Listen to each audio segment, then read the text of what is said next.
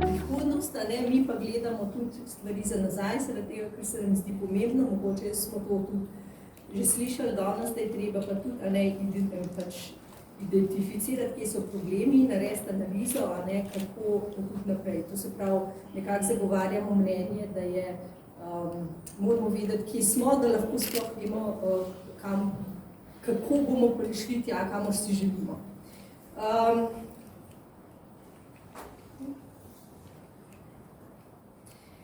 Zdaj najprej bi nekaj mogoče povedala o kontekstu podnebnega ogledala, ker ne vem, če ga pač vsi poznate. Mi smo s podnebnimi ogledali začeli v okviru projekta Live podnebna pot, ki se je decembra zaključil. V tem okviru smo izdali 3 podnebna ogledala in pri projektu nas je sodelovalo 7 partnerjev. Zdaj zadnji 2 ogledali leta 2021 in 2022 smo pa naredili v okviru posebne naloge za Ministrstvo za okolje in prostor. Sodelujejo pa poleg nas še Kmetijski in gozdarski inštitut Slovenije in pa PNZ za področje prometa. Zdaj, kaj je namen sploh teh podnebnih ogledal? Z njimi nekako želimo spremljati napredek in načrtovanje podnebnih ukrepov za zmanjšanje emisij toplogrednih plinov v različnih sektorjih.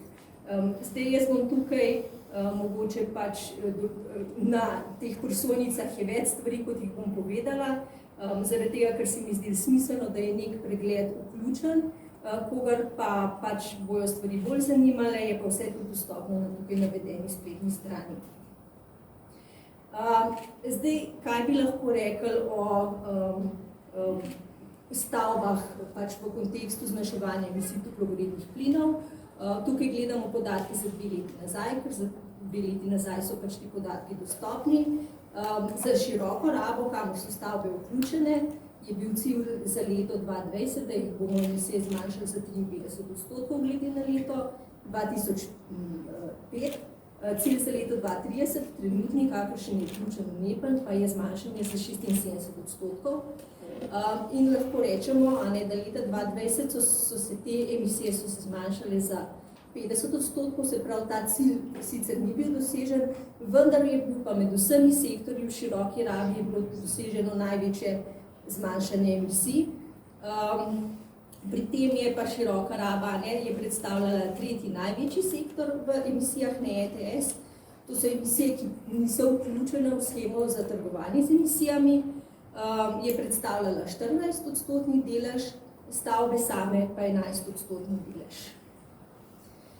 Naredili smo tudi v letošnjem letu dekompozicijsko analizo emisij CO2 v gospodinjstvih, to pa zato, ker so to emisije, ki največ prispevajo k emisijam v široki rabi. Analizirali smo vpliv 10 različnih dejavnikov in sicer glede na preteklo leto in pa na 5-letna obdobja. In smo ugotovili, da nekako tudi pri prejšnji analizi so prišli, ko smo jo delali pred par leti, so prišli podobni rezultati, da 3 najbolj glavni dejavniki, ki vplivajo na emisije, so raba energije na kvadratni meter, to se pravi intenzivnost rabe energije, v kateri odseva ta energetska prenova stavb, uporaba toplotnih črpalk in pa raba lesne biomase. Znotraj tega podnebnega ogledala imamo tudi, naprimer, spremljamo prav instrumente posebej, to se pravi posamezne instrumente, ki se izvajajo na nacionalni ravni. Imamo pa tudi sektorske kazalce, ki so namenjeni spremljanju napredka pri izvajanju podnebnih ukrepov v tem sektorju. Imamo 7 kazalcev, 2 od teh imata 2 podkazalca, se pravi nekako na tem mrežnem diagramu je 9 kazalcev prikazanih. In leta 2020 so v bistvu samo 3 kazalci so dosegali ciljno vrednost, ki je bila zastavljena v okviru operativnega programa za zmanjševanje emisij toplogrednih plinov. Pri tem lahko rečemo, da recimo tale 2 specifične emisije v stanovanjskem sektorju, pa intenzivnost CO2 v storitvah, je precej k temu, da jih nismo dosegali, je precej prispevala tudi pandemija koronavirusa. Zanimivo pa je, da je tale delež OVE v rabi goriv v široki rabi je pa v bistvu leta 2020 dosegel pa najnižjo vrednost po letu 2012. In zanimivo je, da recimo med 2012, 2013, 2014 se je zelo intenzivno zmanjševal delež kurilnega olja v tem naboru energetskih virov v stavbah. Leta 2020 je pa prišlo v gospodinstvih spet do povečanja deleža kurilnega olja. Tukaj imam enih par primerov teh kazalcev, kako izgledajo. Tukaj je pač finančni vzvod spodbud v javnem sektorju. Vidimo lahko, če pogledamo tukaj proti levi strani, tam do leta 2015, vemo, da se je v okviru prejšnje finančne perspektive se je spodbujala energetsko prenovo s precej visokimi deleži spodbud. Zdaj cilj je bil, da bi se to znižalo nekako v mislih, da pač če imamo, če pritegnemo še druge vire, lahko potem z enako količino javnih sredstev obnovimo več. Zdaj vidite, da je bil cilj skoraj dosežen. Pričakuje se, da bo ta številka sicer v prihodnosti malo narasla, ker se je v okviru trenutne kohezijske politike se je recimo ta delež v zadnjih teh pozivih povišal. Je pa dejstvo, glede na to, kakšni so cilji, ste videli, vsi so govorijo o tem, kakšen tsunami teh različnih zakonodajnih zahtev in dokumentov je. Pričakujemo, da se bojo cilji še zaostrili in bo v bistvu javnih sredstev zagotovo ne bo zadosti, da bi lahko obnovili recimo v javnem sektorju vse, kar je potrebno. Potem imamo tukaj tudi zmanjšanje emisij CO2 z ukrepi v javnem sektorju. Tukaj bi rada opozorila samo na ta ravni del modre linije med leti recimo 2015-2017. To je posledica prehoda iz ene finančne perspektive v drugo. Zaradi tega, ker iz prejšnje finančne perspektive se ni več dalo dobiti sredstev, iz nove finančne perspektive ni bilo nobenih razpisov in v bistvu se je energetska prenova v javnem sektorju se ustavlja. In to pač mi tudi zdaj opozarjamo, ker nova finančna perspektiva, sedanja se bo iztekla leta 2023, da je to zelo pomembno, nanaša se pa tudi na druge vire sredstev, na primer na ekosklad, kot tudi vemo, da pač zapre kakšen poziv in potem vsi čakajo. Potem imamo izboljšanje energetske učinkovitosti v stanovanjskem sektorju. Tukaj se najbolj odražajo pač ti programi ekosklada za gospodinjstva in tukaj vidimo, da je bil cilj leta 2020 dosežen, ravno dobro. Je pa zelo ekosklad svoje dejavnosti v gospodinstvih je zelo intenziviral v zadnjih 3 letih in tudi leta 2019 je bilo še v bistvu prvo leto, ko je dosegel svoj cilj v skladu z akcijskim načrtom za učinkovito rabo energije. Zdaj, mi smo v podnebnem ogledalu, kazalniki so imajo podatke za leto 2020, ko jih zaprej ni na razpolago. Gledamo pa izvajanje instrumentov pa za eno leto nazaj, to se pravi za leto 2021 smo letos gledali. Vključili smo, to se pravi, že vse instrumente iz NEPN in tudi dolgoročne strategije za energetsko prenovo stavb, kar pomeni, da imamo vključeni 2 novi podskupini glede na leto prej in da se je tudi število instrumentov zelo povečalo glede naprej. In ugotavljamo, tudi če boste pogledali tole tabelico tukaj, da neki utečeni instrumenti se izvajajo, novi instrumenti, to se pravi, ali pa nadgradnje že nekih obstoječih instrumentov, se pa ne izvajajo ali so zelo počasi, zelo tak velik moment imajo te zadeve pri nas.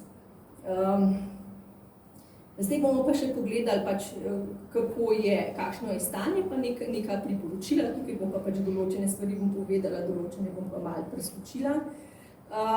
Zdaj, recimo, mi smo napisali še v podnebnem ogledalu, da novi PUD še ni bil sprejet, zdaj v letu 2022 je bil sprejet, smo ga pa dolgo čakali.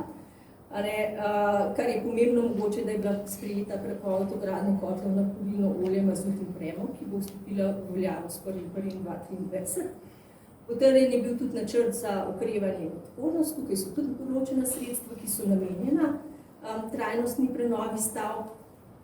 In zaznali smo tudi mi tak problem, ki je bil danes že omenjen, mislim, da ga je gospod Milar omenil, ta problem pomanjkanja strokovnih kadrov, to se pravi izvajalcev, ki bi bili sposobni dejansko izvesti kakovostno, trajnostno prenovo, ne. Poleg tega pa vemo, da ima država tudi določene cilje na področju novogradenj, ne, se pravi, kje bomo mi zdaj dobili zadostno število kadrov, da bomo sploh to izvedeli na način, da bo to šlo res za nek kakovosten pristop. To se pravi, ne, to je pomembno seveda tudi z tega stališča teh ciljev, ki so že zdaj trenutno veljavnem NEPN-u precej bolj ambiciozni, oziroma precej bistveno bolj ambiciozni, kot so bili do leta 2020. Zdaj, te cilji se bojo s posodobitvijo NEPN-a zagotovo še morali zaostriti, glede na te svežnje Fit for pripravljene 55, pa Repower EU.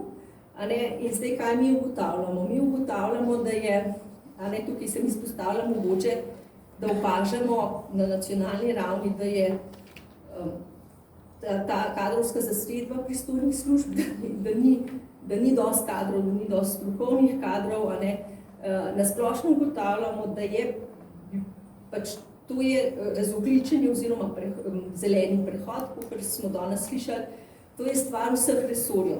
To ni stvar samo Ministrstva za infrastrukturo ali pa za okolje in prostor, In zaradi tega to zahteva neko usklajeno podnebno upravljanje, ki zahteva ustrezno organiziranost in koordinacijo podnebnih aktivnosti in tega pri nas še nimamo.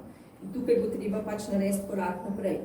Potem je treba energetsko učinkovitost treba postaviti na prvo mesto, potem je treba biti pa pazljiv, da tiste, ki so že zdaj energetsko revni, da ne potisnemo še v globljo energetsko revščino ali pa da jim ne priključimo še novih zraven pri tem. Potem je treba teh vrzeli pri spodbujanju, ki se pa koalicije tudi preprečiti, zaradi tega, da nimamo pomanjkanja, enkrat izvajalci čakajo, enkrat jih je pa premanj. Tudi omenjeno je bilo treba bo razvijati nove poslovne modele, to se pravi nove finančne modele, tudi javno-zasebno partnerstvo, in tudi razmišljati, kako energetska prenova, to je en vidik prenove stavbe, moramo razmišljati tudi o tem, kako pritegniti vire v to, da bomo delali širše, bolj trajnostne prenove, da bomo upoštevali tudi vidike, kot so požarna varnost, potresna varnost in tako naprej, ker vemo, da je to kar velik problem. Vi pa to verjetno še veliko bolj veste, ker se s tem na terenu ukvarjate. V javnem sektorju se je nadaljevalo sofinanciranje energetske prenove stavb s kohezijskimi sredstvi. Elena, v okviru katere se je podprla pripravo projektov, se je izkazala kot zelo dobra. Morali bi tudi v skladu z direktivo energetske učinkovitosti vsako leto prenoviti 3% stavb ožjega javnega sektorja. Tukaj smo zelo slabi, ker smo v obdobju 2014-2021 smo prenovili samo 30% tiste površine, ki bi jo morali. Določene aktivnosti se še vedno ne izvajajo, pa tudi že omenjen ta projekt Care for Climate, določene zadeve se pa v tem okviru izvajajo. Tukaj je mogoče bi poudarila, da se nam zdi zelo pomembno, da se zagotovi sredstva za podporo pripravi projektov.